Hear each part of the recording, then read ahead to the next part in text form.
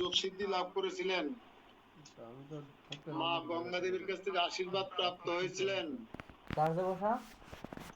যে তিনি ইচ্ছা মৃত্যু যখন তখন মৃত্যুবরণ করতে পারবেন, যখন চাইবেন তখন।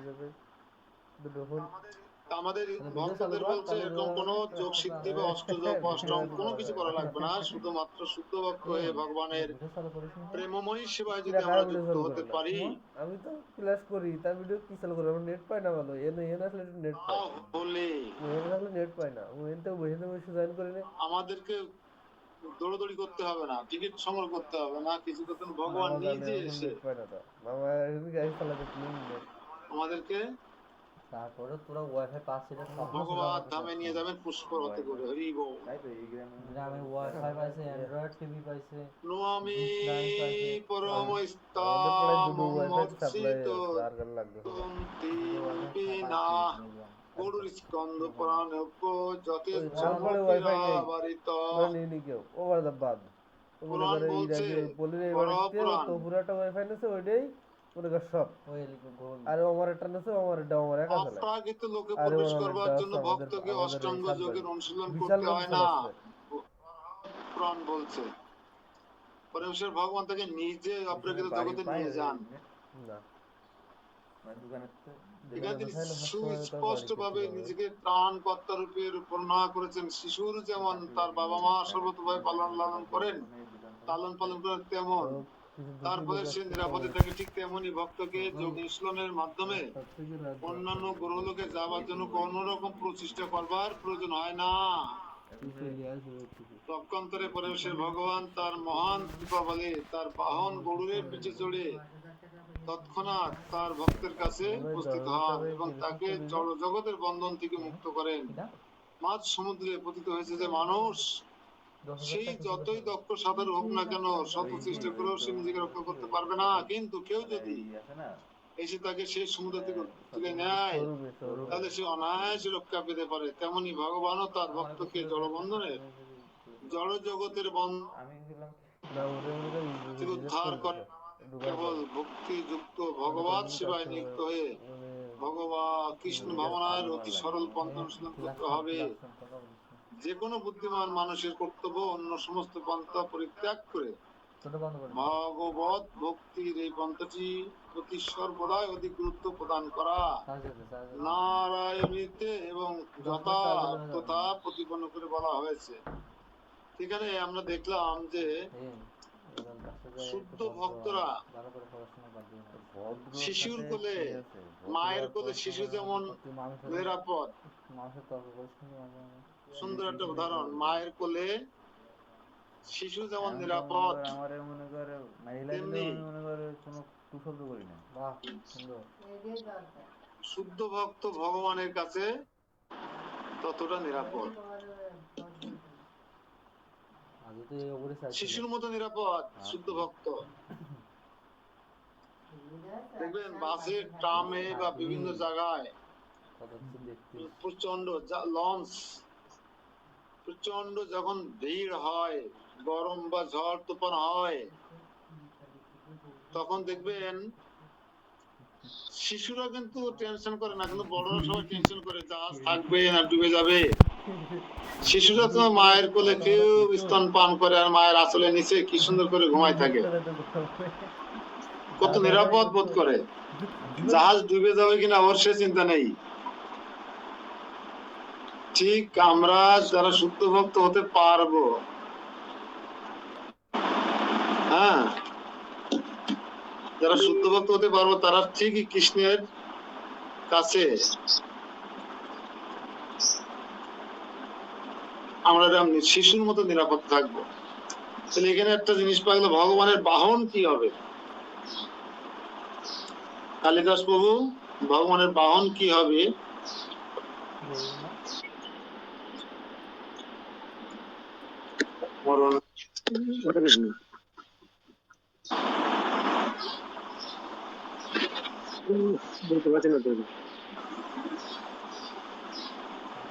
ভগবানের বাহন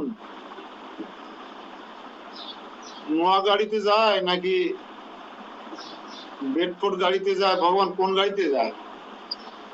নাকি হিনো নাকি পাজেরো বলেন?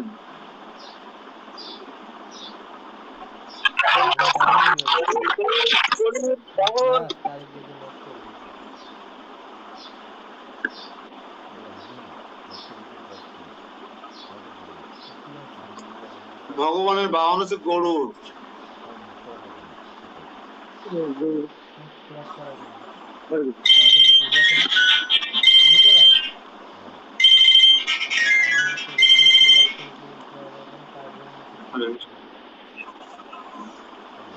হ্যাঁ,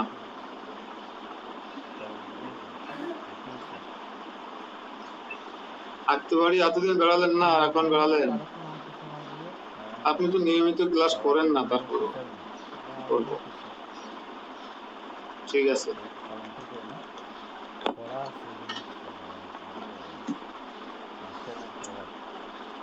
তো এই শ্লোকে তাৎপর্য হচ্ছে যে সকাম কর্মের বিভিন্ন পন্থায় ব্রতী না হয়ে, কালী পূজা, লক্ষ্মী পূজার সকাম কর্ম না নিষ্কাম কর্ম?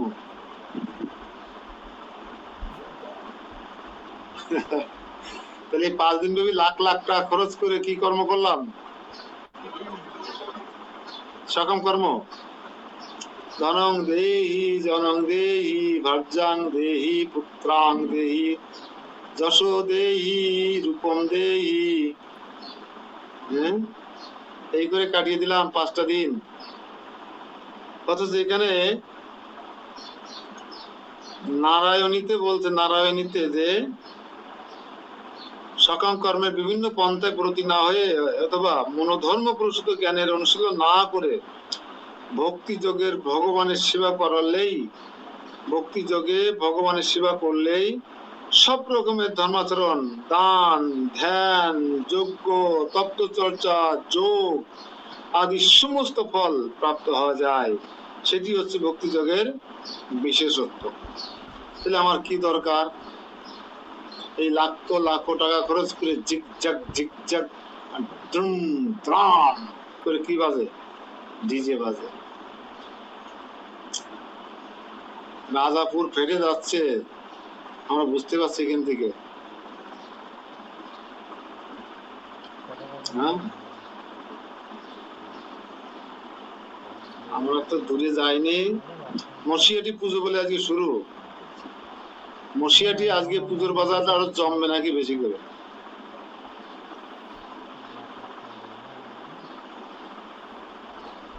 আর হিন্দুদের কুরবানির দিন কবে জানো?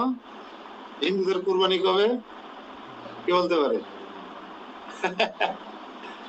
আজকে আজকে নাকি নবমীর দিন হয় কুরবানি? নবমীর দিন হয় না? জামাই মেয়েদের অফিস খুলে গেছে মনে হয়, নবমীর দিন কুরবানি হয়। আজকে বন্ধ চলে আর কি।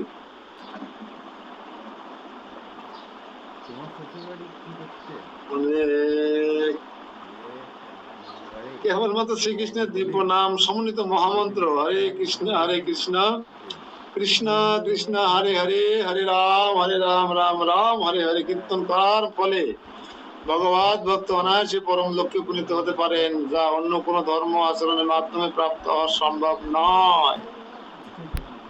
এই জন্য বলি, গুগলের বাসী কেউ আছে নাকি?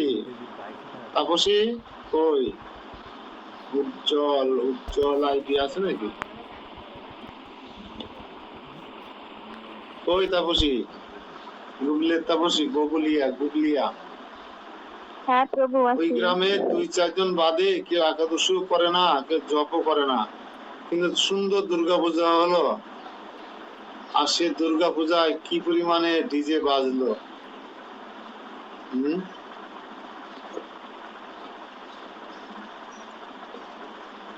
দুর্গাপূজার দায়িত্ব সব ছেড়ে দেবেন যুব সমাজের হাতে, দেখবেন পুজো কিভাবে আগায়। তাপসী হরে কৃষ্ণ। জপের মালা আছে তো? না প্রভু। আমি রাখছি। এবার বলো, জপমালা আছে? জপমালা? না প্রভু, নেই। একাদশী করো? হ্যাঁ করি। আজকে কিন্তু একাদশীর হ্যাঁ আমাদের গ্রামে একাদশীর সংখ্যা খুব কম, এখন তো এরকম হওয়ার কথা নয়। আরো দু একবার তোমাদের বাড়ি গ্রামে ক্লাস দেওয়া দরকার। একাদশীর উপরে ক্লাস দিলে আর তারা বই টই দিলে মানুষ একাদশী করতে পারতো। আপনাকে অবশ্যই নিয়ে আসবো। আর হচ্ছে এই যে ভগবান বলছে কেবলমাত্র শ্রীকৃষ্ণের দিব্য নাম সমুদ্র হরে কৃষ্ণ মহামন্ত্র হরে কৃষ্ণ কৃষ্ণ কৃষ্ণ হরে হরে হরে রাম রাম রাম হরে হরে, এই মন্ত্র এই কীর্তন করার ফলে বা এই হরে কৃষ্ণ মহামন্ত্র জপের মালায় জপ করার ফলে সংখ্যারিকে জপ করার ফলে অনায়াসে পরম লক্ষ্যে উপনীত হতে পারেন। পরম লক্ষ্য কি আমাদের? ভগবত ধামে ফিরে যাওয়া।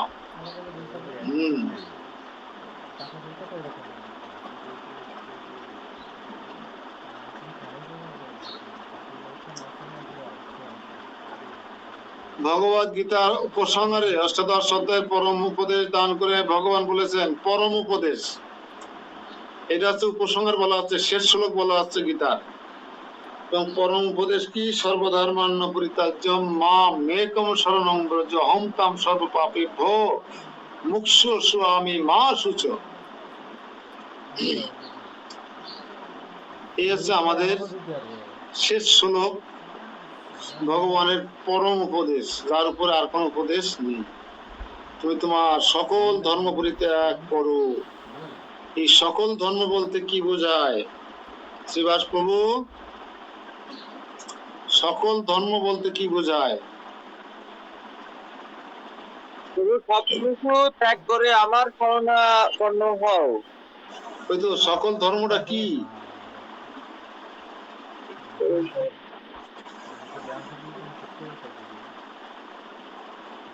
কে বলতে পারে? অন্য সবকিছু ত্যাগ করার কথা বলতেছে।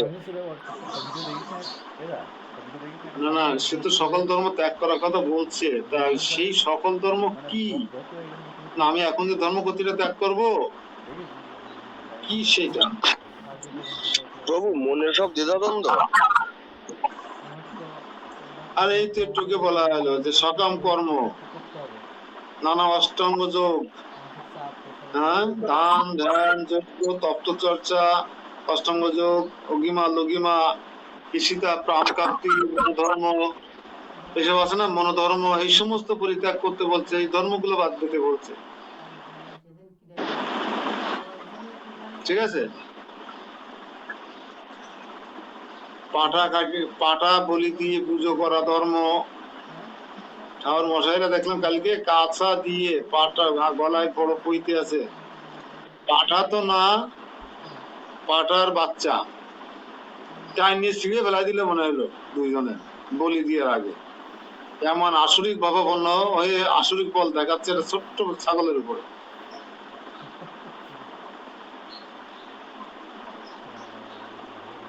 এই সমস্ত মনোধর্ম পরিত্যাগ করে কিভাবে আমরা এই কলিযুগের যুগ ধর্ম চিন্ময় শব্দ তরঙ্গ হরে কৃষ্ণ মহামন্ত্র আমরা সংখ্যারেখে কীর্তন করতে পারি, জপ করতে পারি, সেটা হচ্ছে জীবনের সার্থকতা। আমি উদলা তো দেখেছি অনেক জব করা মানুষের সংখ্যা খুব কম।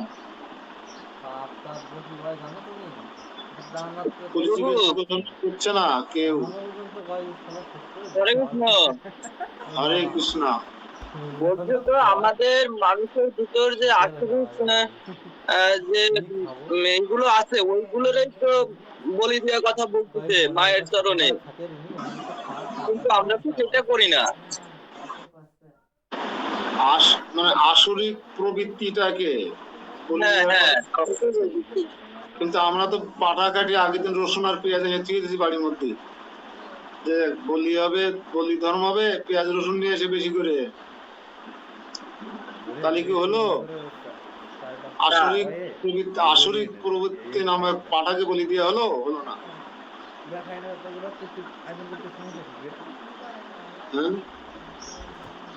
এই নবমী পুজোর দিন মা এসেছে জগতে, ওর কোথায় মা? মারে ডেকে নিয়ে, একজন বৈষ্ণবী ডেকে নিয়ে বাড়ির মধ্যে রেখে তুমি জামাই, মেয়ে, নাতি, পতি, হ্যাঁ, ভগ্নি, পতি, বোন এইসব নিয়ে মাইতে গেছো, আর হাঁসের মাংস, পাঠার মাংস মারি খাওয়াচ্ছ। দিকে মা মন্দিরে একা বসে যা ঠাকুর মশাই যেহেতু টাকা নেবে, ও আর বাড়ি যেতে পারতেছে না, ওর পাঠার মাংস খাওয়া হচ্ছে না, আপনার বাড়ি বসে খাচ্ছে। তা একজন বৈষ্ণব বাড়ি নিয়ে গিয়ে, আমার যদি কেউ বাড়ি নিয়ে গিয়ে বসায় রেখে সামনে একটা ছাগল মারে বা হাঁস মারে, আরে সুন্দর করে রান্না করে, আমি সেই বাড়িতে থাকবো না বাই বাই টাটা দিয়ে দৌড় মারবো মোটরসাইকেল স্টার্ট দিয়ে? কোনটা? আমার মধ্যে একটা কলার খান্দি দনছে মনছে যারে বলে যদি না থাকে, তাহলে ত্রিভুবনের অধিষ্ঠাত্রী দেবী, দুর্গ রক্ষাকারী, এই এই দেবী ধামের যিনি প্রধানা, দেবী ধাম বলা হয় মর্তলোককে, কিন্তু জানেন দেবী ধাম, এই দেবী ধামের যিনি প্রধানা মহামায়া, ভগবানের নির্দেশ পালন যিনি করছেন, তিনি কেন আমাদের বাড়িতে এসে থাকবেন? আরে তার তো আমরা নেমন্তন্ন করে নিয়ে আইছি, নিয়ে এসে যা তা কেটে তার সামনে খাচ্ছি, কিন্তু তাকে দিচ্ছি একান আখ, একান লেবু, শশা, এইসব ভোগ লাগাচ্ছি। একদিন কি রাজভোগ খেতে দিয়েছে? আশেপাশে যে করবেন, তো রাজভোগ কাকে বলে বলতে পারবে না। কি বলিব দুঃখের কথা, পুজোর নামে নানা দিক থেকে নানা রকম বাজে সাউন্ড আসে।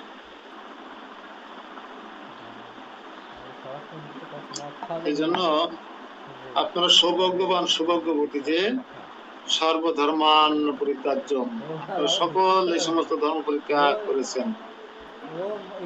হ্যাঁ, কিন্তু কেউ কেউ এখনো শাড়ি কিনে, হ্যাঁ, জামা কাপড় কিনে এখনো আড্ডা দিয়ে বেড়াচ্ছে ডিজি মঞ্চে।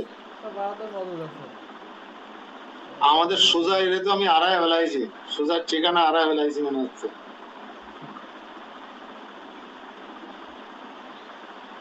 মানে পুজো উপভোগ করতে গেছে চৌগাছায় সোজাই, তো এখন তার কোনো ঠিকানা খুঁজে পাচ্ছি না।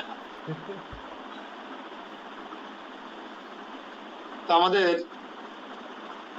এই পরম উপদেশ কৃষ্ণের আমরা যেমন মেনে চলার চেষ্টা করছি, প্রচার ক্ষেত্রে আমরা এটা প্রয়োগ করার চেষ্টা করব যে তোমরা যা করছো ভুল ভাল করছো, সময় নেই বেশি, ভগবানের উপদেশ পালন করাই হচ্ছে ধর্ম। আপনি যদি ভগবানের কাছে আত্মসমর্পণ করে ভগবানের সকল আদেশ নির্দেশ পুঙ্খানুপুঙ্খ ভাবে পালন করেন, নিশ্চিত আপনি গোলক বৃন্দাবন ধামের পথের যাত্রী, এ বিষয়ে কোনো সন্দেহ নেই। ভগবানের কাছে আপনাকে কষ্ট যেতে মানে ভগবান আপনাকে এসে পুষ্কর রথে করে নিয়ে চলে যান। আপনি মৃত্যুর মাথার উপরে পা দিয়ে চলে যেতে পারবেন ভগবত ধামে। হ্যাঁ, কিন্তু ভগবানের নির্দেশ পালন করবেন না, আবার ভগবানের পরে চ্যাটাং চ্যাটাং করে কথা বলবেন, আর বলবেন যে আমি ভগবত ধামে চলে যাবো, সম্ভব না।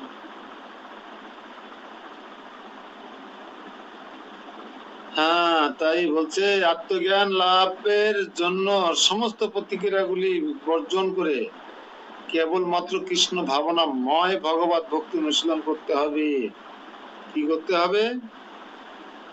আত্মজ্ঞান লাভের জন্য কি করতে হবে?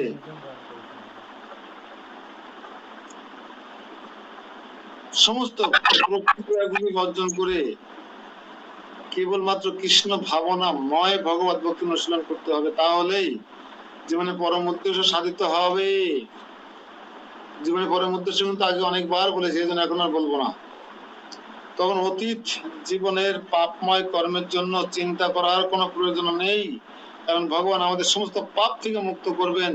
সুতরাং আর অন্য কোন প্রক্রিয়ার মাধ্যমে আত্মজ্ঞান লাভ করার, মুক্তি লাভের ব্যর্থ প্রয়াস করার কোনো প্রয়োজন নেই। পরম সর্বশক্তিমান ভগবান শ্রীকৃষ্ণের চরণারবিন্দের আশ্রয় গ্রহণ করার সকলেরই কর্তব্য। সেটি হচ্ছে জীবনের পরম পূর্ণতা। জীবনে পরম পূর্ণতা লেখা হয়েছে না প্রশ্ন আকারে? হয়েছে? তাহলে আত্মজ্ঞান লাভের পন্থা কি? প্রশ্ন নেন একটা, আত্মজ্ঞান লাভের পন্থা কি? লিখুন, একটু হাত পা নাড়ান। খাতা কলম আছে সবার কাছে? খাতা কলম আছে সবার কাছে?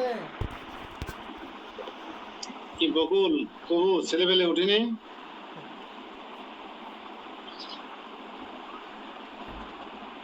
ও আজকে বাড়িতে নেই, মেয়েটা আর ছোট ছেলেটা আমার মামার বাড়িতে আছে, আমাদের পাশে। কালকে প্রতিদিন রেখে আসছিলাম ওখানে আসছে। খাতা কলম কই তুলে? তারা কি ভক্ত? না তো, ওখানে হাড়ি পাতিল সব আছে, নিজেরা রান্না করে খাচ্ছে।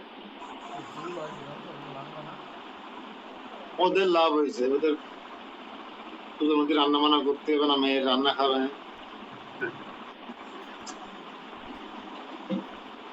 আজকে সকালবেলা যে নিয়ে আসবে। আত্মজ্ঞান লাভের পন্থা কি? উত্তর হচ্ছে সকাম কর্মের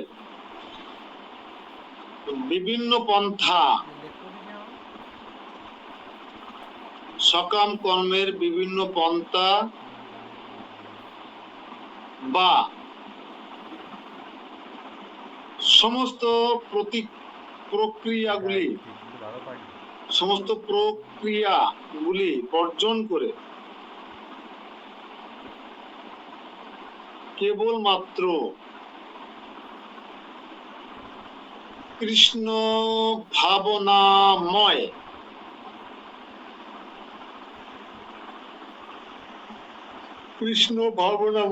ভগবত ভক্তির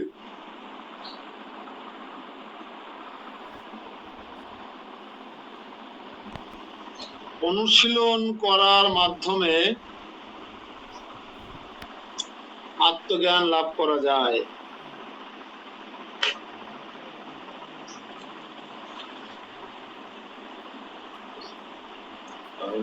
সার গোড়ায় অবতার, কেন না বুঝলি তারি।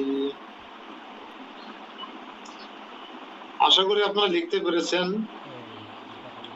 আমি এখান থেকে ম্যানেজ করে একটা উত্তর তৈরি করি, তো এখন বললে আমি বলতে পারবো না ভালো করে। লিখে রেখেছেন যারা, তারা রেকর্ড হয়ে গেল তাদের কাছে।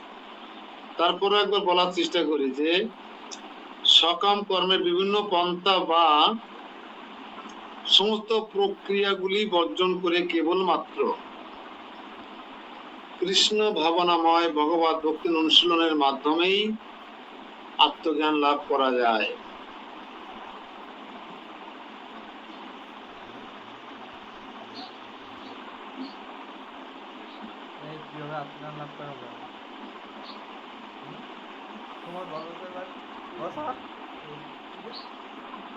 মই এব মন আত্মসত মই বুদ্ধি নিবেশয় নিবশিষ্যসি মই এব অতর্ধমন সংশয়। গীতার গান। অতএব তুমি এই দ্বিভুজ স্বরূপে এমন বুদ্ধি স্থির করো ভগবত স্বরূপে। আমার নিত্য রূপে নিত্য যুক্ত হলে অবশ্য পাইবে প্রেম সর্বশ্রেষ্ঠ ফলি। উদ্যোগতি সেই জানো না করো সংশয়, সর্বোচ্চ ফল তাহা কহিনু নিশ্চয়ই। অনুবাদ। অতএব আমাতেই তুমি মন সমাহিত করো এবং আমাতেই বুদ্ধি অর্পণ করো, তার ফলে তুমি সর্বদাই আমার নিকটে আবাস করবে, সে সম্বন্ধে কোনো সন্দেহ নেই। তাহলে ভগবানের নিকটে সর্বদাই কিভাবে বাস করা যাবে? কোন যোগ্যতা হলে?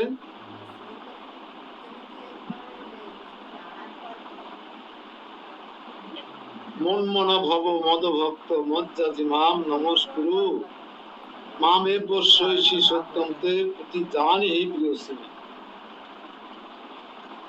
বলছে আমাতেই তুমি মন সমাহিত করো এবং আমাতে বুদ্ধি অর্পণ করো, তাহলে তুমি সর্বদাই আমার নিকটে বাস করতে পারবে, এই সম্বন্ধে কোনো সন্দেহের অবকাশ নেই, সন্দেহ করা যাবে না।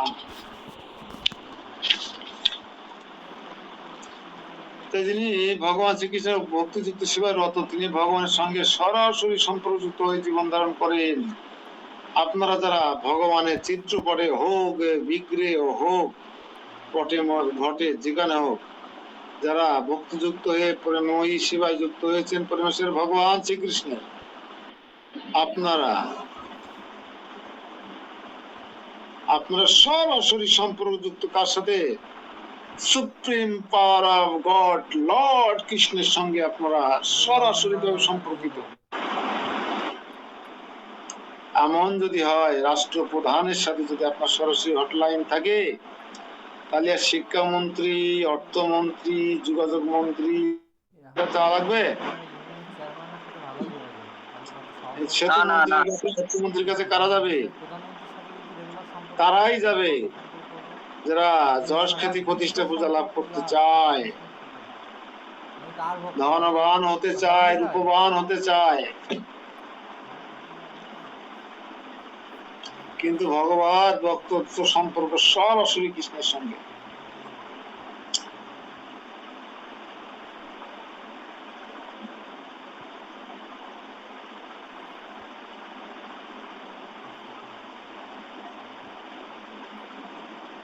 তিনি যে প্রথম থেকে অপ্রাকৃত স্তরে অধিষ্ঠিত, সেই সম্বন্ধে কোনো সন্দেহ নেই।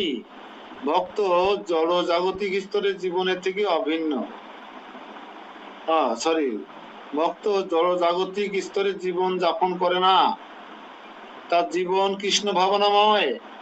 আপনাদের প্রত্যেকের জীবন, আমি বাদে, কৃষ্ণ ভাবনাময়। ভগবানের নাম স্বয়ং ভগবান ও শ্রীকৃষ্ণ থেকে অভিন্ন। ভগবানের নাম স্বয়ং ভগবান শ্রীকৃষ্ণ থেকে অভিন্ন। তাই ভক্ত যখন হবে হরে কৃষ্ণ মহামন্ত্র কীর্তন করেন, তখন শ্রীকৃষ্ণ ও শ্রীকৃষ্ণ অন্তরঙ্গ শক্তি ভক্তের জিহ্বায় নর্তন করে, কীর্তন করে, নাচে। তখন শ্রীকৃষ্ণকে ভোগ নিবেদন করেন, শ্রীকৃষ্ণ তখন সেই ভোগ সরাসরি ভাবে গ্রহণ করেন এবং শ্রীকৃষ্ণের উচ্ছিষ্ট প্রসাদ খেয়ে ভক্ত কৃষ্ণ ভাবনাময় হয়ে ওঠেন। ভগবানের সেবায় ব্রতী না হলে সেটি যে কি করে সম্ভব হয় তা বুঝতে পারা যায় না। যদিও ভগবদ গীতায় নাম বৈদিক শাস্ত্রে এই পদ্ধতির বর্ণনা করা হয়েছে।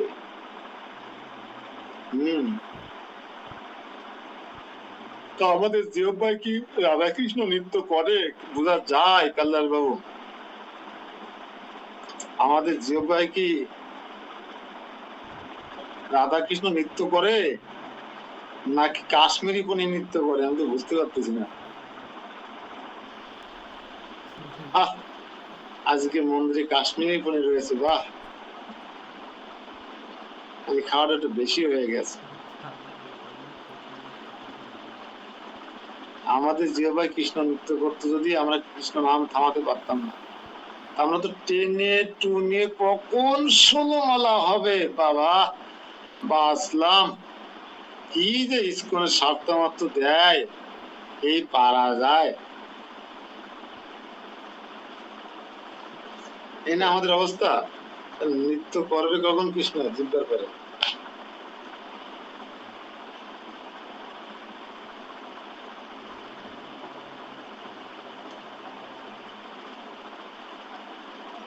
শ্লোক নম্বর 9। অত চিত্তম সমাধাতুম নশে ময়ি স্থিরম অপশ্য যোগেন তত মামিচ্ছা আগুনম ধনঞ্জয়। গীতার গান।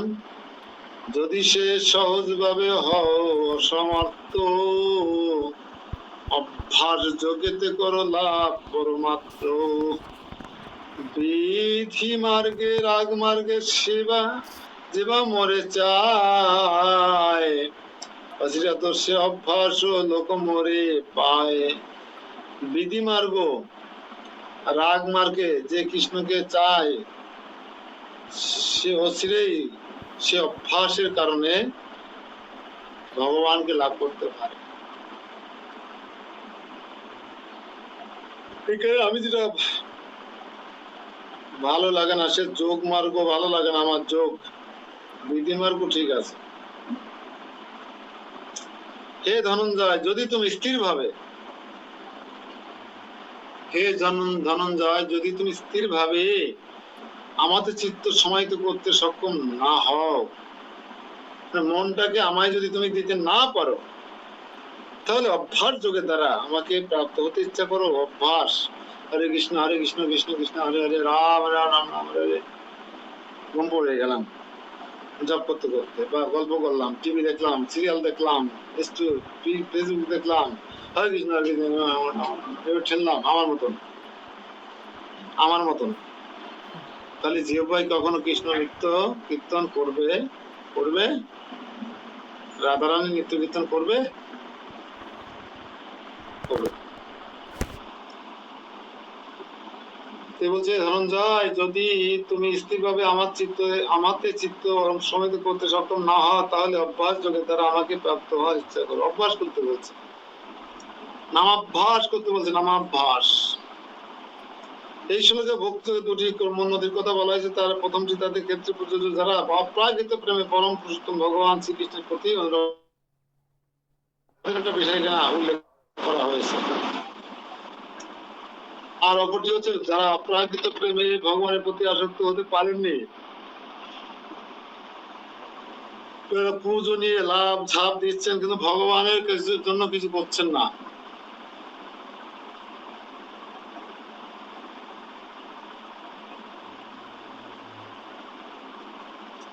হ্যাঁ, আর অপরটি হচ্ছে যারা প্রকৃত প্রেমে আসক্ত হতে পারে, সেই দ্বিতীয় স্তরের ভক্তদেরকে জন্য নানা রকম বিধি নিষেধ দেওয়া হয়েছে।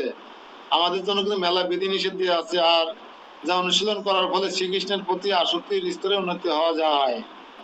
আমাদের জন্য কি বিধি নিষেধ দেওয়া আছে? আমরা রাগ মার্গের সেবা করতে পারবো না। রাগ মার্গ কি? রাগ অনুরাগের মার্গ।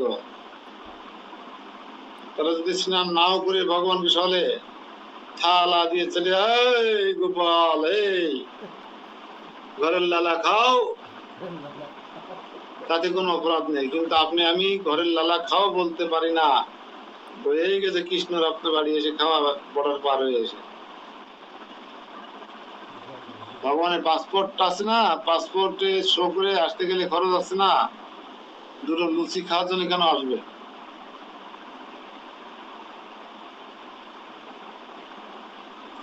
ভক্তি যোগ হচ্ছে ইন্দ্রিয়গুলিকে নির্মল করার পন্থা। ভব সংসারে বর্তমান সময় ইন্দ্রিয় তর্পণে নিরত থাকার ফলে মায়াবদ্ধ জীবের ইন্দ্রিয়গুলি সর্বদা কলুষিত হয়ে থাকে। কিন্তু এই ভক্তি যোগ অনুশীলন করার ফলে সেই সমস্ত ইন্দ্রিয়গুলি নির্মল হতে থাকে এবং অবশেষে তা যখন পূর্ণ রূপে নির্মল হয়, তখন তারা সরাসরি ভাবে পরমেশ্বর ভগবান সংস্পর্শে আসে। ভগবান মায়াবদ্ধ বিষয়াসক্ত জীবের জীবনে আমি কোনো না কোনো ভাবে মালিকের চাকরি করতে পারি, কিন্তু সেই দাসত্ব ভালোবাসার নয়। আমি কেবল তা মাত্র কিছু টাকা পাওয়ার জন্য সেই চাকরি করি, এবং সেই মালিকও আমাকে ভালোবাসেন আমার কাছ থেকে কাজ আদায় করে নেওয়ার জন্য। কাজ,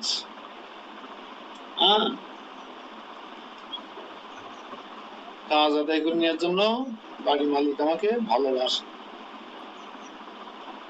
এই জন্য পরের কাজ করা মানে দাসত্ব করা, পরের চাকরি করা।